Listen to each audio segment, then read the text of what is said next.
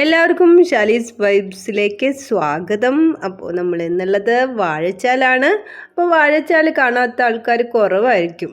നമ്മുടെ അതിരമ്പുള്ളിയിൽ നിന്ന് ഒരു 11.5 കിലോമീറ്റർ നീങ്ങിയിട്ടാണ് വാഴച്ചാൽ വെള്ളച്ചാട്ടം ഉള്ളത്. വളരെ മനോഹരമായിട്ടുള്ള ഒരു വെള്ളച്ചാട്ടമാണ്. അപ്പോൾ നമുക്കതിൻ്റെ കൂടുതൽ കാഴ്ചകളിലേക്ക് പോകാം. എൻ്റെ ചാനൽ ആദ്യമായിട്ട് കാണുന്ന കൂട്ടുകാരുണ്ടെങ്കിൽ ഒന്ന് സബ്സ്ക്രൈബ് ചെയ്ത് സപ്പോർട്ട് ചെയ്യണേ.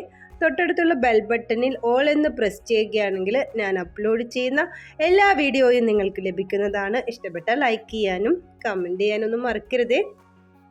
പ്രകൃതി ഭംഗി ആസ്വദിക്കണമെങ്കിൽ നമ്മൾ ഇതുപോലെയുള്ള കാട്ടിലുള്ള ഓരോ കാര്യങ്ങളൊക്കെ ഇല്ലേ, നമ്മൾ കാട് കാണാൻ പോവുക, അതുപോലെ വെള്ളച്ചാട്ടങ്ങൾ, അങ്ങനെയുള്ള കാര്യങ്ങൾ, പിന്നെ ഡാമുകൾ, ഇതൊക്കെ ഒരു വശ്യ മനോഹരമായൊരു കാഴ്ചകൾ എന്നൊക്കെ പറയാം.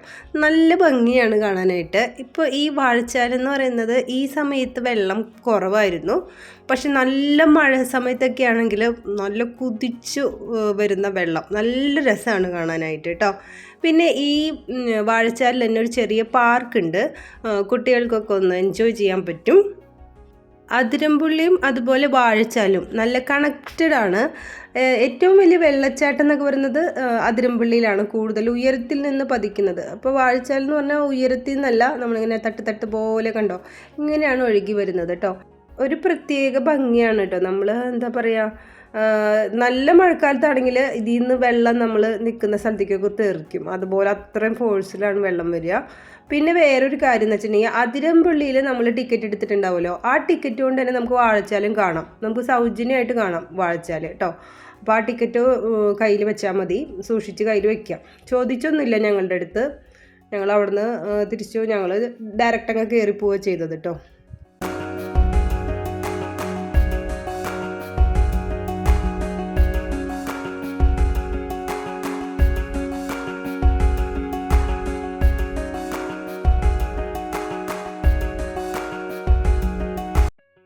ഞങ്ങൾ വരുന്ന വഴിക്കല്ല തിരിച്ചു പോകുന്നത്, വേറെ വഴിക്കാണ് കേട്ടോ.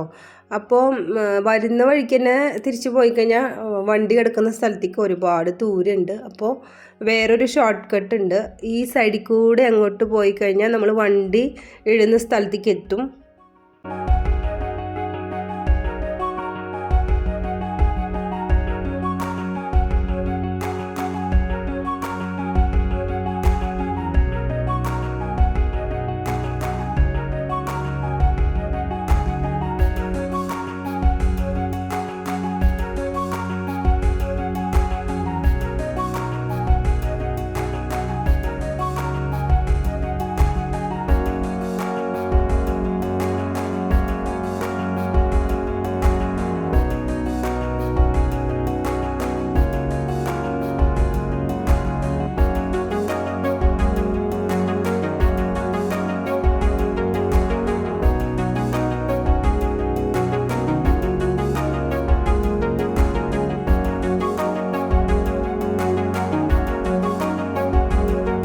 വെള്ളം കാണുമ്പോൾ നമുക്ക് ഇറങ്ങാൻ തോന്നും. നമ്മൾ പണ്ടൊക്കെ ആണെങ്കിൽ കുഞ്ഞായിരിക്കുമ്പോൾ നമ്മുടെ അടുത്ത് ഇതുപോലെ ചെറിയ ചെറിയ സ്ഥലങ്ങളൊക്കെ ഉണ്ടാവും. അപ്പോൾ നമ്മളവിടെയൊക്കെ ഇറങ്ങി കുളിക്കാറൊക്കെ ഉണ്ടല്ലോ. പക്ഷേ ഇത് നല്ല വെള്ളച്ചാട്ടമാണ്, നല്ല വഴുക്കലായിരിക്കും കേട്ടോ. അപ്പോൾ നമ്മൾ വാഴച്ചാലിൽ ആരും ഇറക്കാറില്ല.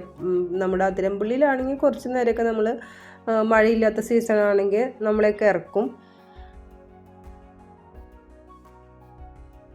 അപ്പോൾ എല്ലാവരും വരുമ്പോൾ എങ്ങനെയാണ് വരികയെന്ന് വെച്ചിട്ടുണ്ടെങ്കിൽ അതിരമ്പള്ളി പോയിട്ട് ആദ്യം കണ്ടിട്ട് പിന്നെ വാഴച്ചാൽ വന്നിട്ട് അവിടെ കുറച്ച് നേരം ചിലവഴിച്ചിട്ട് പിന്നെ തുമ്പൂർ മൊഴി ഡാമും കൂടി കണ്ടിട്ടാണ് നമ്മൾ തിരിച്ചു പോവാം. അപ്പോൾ ഒരു 1 ഡേ നമുക്ക് നല്ല അടിപൊളിയായിട്ട് സ്പെൻഡ് ചെയ്തിട്ട് പോകാൻ പറ്റും. ചാലക്കുടിയിൽ നിന്നാണ് പോകുന്നതെങ്കിൽ തുമ്പൂർ മൊഴി കഴിഞ്ഞിട്ട് അതിരമ്പള്ളി കഴിഞ്ഞിട്ടാണ് വാഴച്ചാൽ. നിങ്ങൾ വാൾപ്പാറ ആ വശത്തു നിന്ന് വരികയാണെങ്കിൽ തിരിച്ച് വാൾപ്പാറയിൽ നിന്ന് വരികയാണെങ്കിൽ വാഴച്ചാൽ കഴിഞ്ഞ് അതിരമ്പള്ളി കഴിഞ്ഞ് തുമ്പൂർ മൊഴിയിലേക്ക് എത്തേണ്ടി വരും.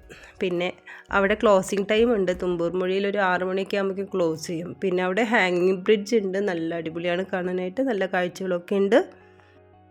അപ്പോൾ ചാർപ്പ വെള്ളച്ചാട്ടം നമുക്ക് ഈ ഒരു വാഴച്ചാലിൽ നിന്ന് തിരിച്ച് അതിരമ്പള്ളിയിലേക്ക് പോകുന്ന വഴിയിലാണ്, നമുക്ക് വണ്ടിയിലിരുന്ന് കാണാൻ പറ്റും. ഞാൻ ഈ വീഡിയോൻ്റെ അവസാന ഭാഗത്ത് ഒരു വെള്ളച്ചാട്ടം കാണിക്കുന്നുണ്ട്, അതാണ് ചാർപ്പ വെള്ളച്ചാട്ടം.